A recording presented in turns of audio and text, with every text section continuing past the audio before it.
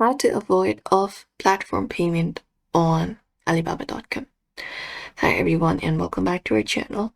In today's video, we are guiding you through the process for that so that you can stay fully protected under trade assurance and you can follow the steps carefully for that. So once you are in Alibaba.com, while you are checking out, make sure that you're using the trade assurance payment option. Online bank transfer through Alibaba, credit or debit card via Alibaba, and e-checking and Alipay where available.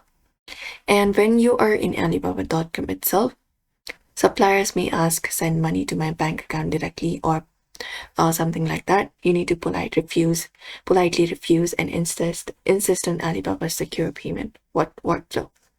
And while you're here, you need to keep all the communication inside Alibaba also. Do not finalize agreements over WhatsApp, WeChat, or email for the first order. And off-platform promises are not covered by trade assurance. And also, in the specific product, you need to verify the trade assurance status. So look out for the trade assurance status and you can go to their profile to view it up. And you can check their coverage limit before confirming the order. If you report something suspicious, you can just go over and report the supplier via Alibaba Help Center. And also always make sure that the contract payment and shipment details are recorded inside Alibaba's platform. And think of it as all payments plus all communication your safety need.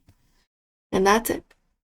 So for now, you can follow this method. So we hope this video was helpful. Give this video a like and subscribe for more.